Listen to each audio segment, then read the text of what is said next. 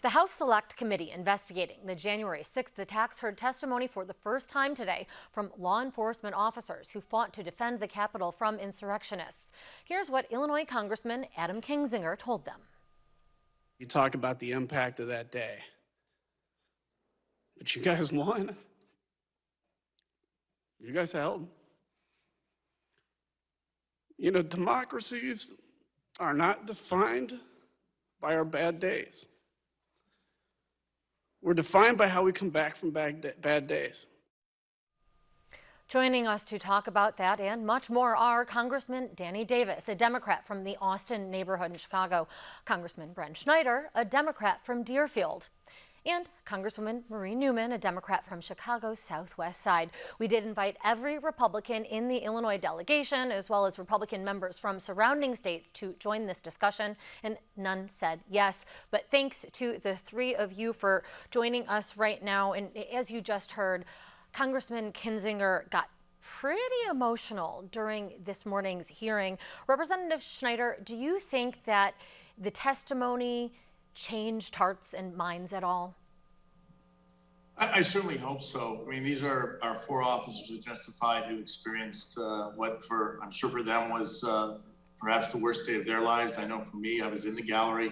I took cover as the mob was trying to break in to the House chamber. I owe my life to the Capitol Police. They protected me and my colleagues, and as Adam Kinzinger said, they protected our democracy. And their voices, it's essential that they're heard, that their stories are told, and that we get a full understanding of what happened January 6th so it never happens again. Representative Newman, what are you looking to learn from these hearings? They happened 6 months ago. We all watched, many of us in horror, about what went down. What can be gleaned? Well, thank you for having me. And, you know, I think this is really simple. I think this committee is dedicated to getting at the truth. Why did this happen? Who was engaged in this process? And better understand how we can avoid it from happening again. Because the spirit of this is much like the 9/11 Commission, we just want to get at the truth. That's what everybody wants, right? And reveal the truth, learn from it, and keep it from happening again.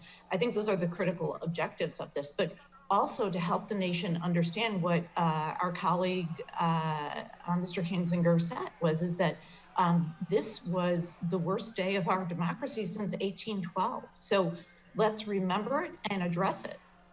Now, you heard very emotional, frustrated words as well from the members of law enforcement who were the first to give testimony, admonishing Republicans and others for undercutting, not wanting to get to the truth of what happened during those Capitol riots. And then at one point you had Officer Dunn saying that yes, he does believe that Congressman Kinzinger, and for that matter, Cheney, the two Republicans on the panel, were courageous for doing so, though he questioned why it needed to be courage to simply, in his words, tell the truth. So I would like to pose this just briefly to each of you. Do you consider Kinzinger's participation courageous? Each of you. Let's start with you. Pardon me. Go ahead. I'll take a shot at that. I think that not only were they courageous, but I think they were honest in their assessments of what they felt and what they saw. And given the fact that we never expected our democracy to be attacked in the way that it was, it seemed so unreal. But I think it reinforced the understanding that democracy is real and that people do in fact believe it and believe in it. And to think that we were under attack, sieged by individuals in our own country, that's hard to take, but we need to understand it, to know it, and know that we must protect at all costs our democracy. And I'll add to that if I can. Look, I think both Congressman Kinzinger and Cheney, Congresswoman Cheney, deserve the respect for standing up for the truth. But the only reason it's being called courageous at this point is because they are two out of more than 200 Republican voices willing to stand up and speak the truth, willing to do the necessary work for our country to ensure that nothing like January 6th ever happens again. So they're doing the right thing, but the reflection of courage is only because they are alone within their caucus or conference doing the right thing. Briefly, Congresswoman Newman, does that undermine this entire effort that Congressman Kinzinger said his participation hopefully would bring that bipartisanship to it and weed out any sort of belief that this is a false act? But is it all undermined by the lack of GOP support? Well, I hope through the process that some of these folks that are not supporting Congressman Kinzinger and Congresswoman Cheney, that they come around. You know, stranger things have happened when we have instances like this in our democracy. Sometimes people come around and regain their senses. So first of all, I just want to say how appreciative I am to Kinzinger and Cheney for stepping up in the face of adversity in their own party. So we deeply appreciate them. We're happy to work with them and have this be a bipartisan effort. And I hope that people come around from this. Now, let's switch gears some and talk about infrastructure negotiations. Representative Schneider, you are part of the Problem Solvers Caucus and also the bipartisan working group. So are talks nearing a deal or blowing past a Monday deadline? Are there just too many roadblocks, if you will? Well, thank you for the question. And it's so critical that we pass infrastructure, that we get a robust package that moves our country forward. As you mentioned, I am part of the Problem Solvers Caucus. We put forward the compromise proposal that's now being discussed in the Senate. Unfortunately, the next steps are in the Senate where I don't have the insight, but this shouldn't be partisan. Infrastructure affects every single community, every single district in our country.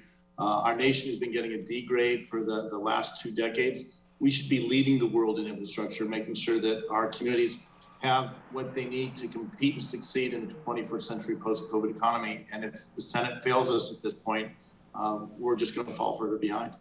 Congresswoman Newman, do you expect a deal by August before the recess?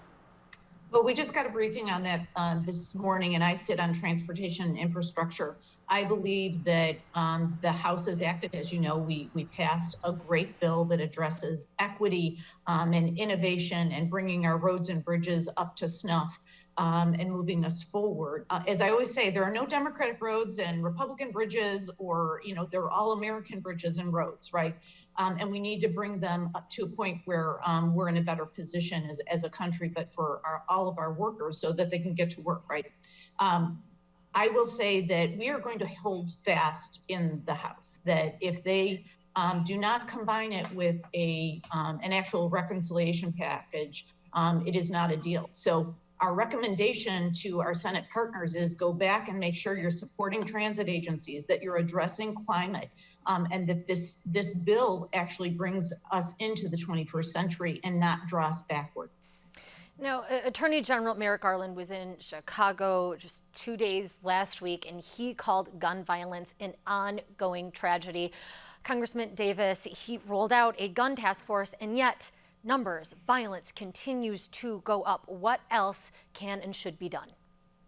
Well, I think the base of some of the violence is indeed poverty. It's indeed lack of satisfaction and feeling on the part of many people. There are far too many guns floating around in our country, and we must find a way to reduce the presence of guns in the hands of people who should not have them. They ought not be able to get them. They only law enforcement, military people should have some of the weapons. But I think in addition to all of the other things that the Attorney General talked about and the plan, all of those are great ideas. But for a city like Chicago, I would add to that serious, what I call block club organizing in the most affected communities, that the people themselves must be organized in such a way that they create standards for the neighborhoods and communities where we live, because I live in one of those. I live in the Austin area, the largest community area in the city.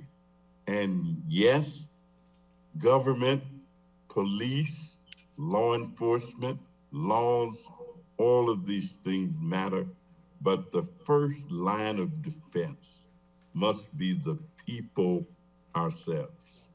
And we'll leave that with our parting words for our congressional panel today. Much appreciation to each of you, Representatives Danny Davis, Brad Schneider, and Marie Newman. Thank you. It's good to be with you. Thank you.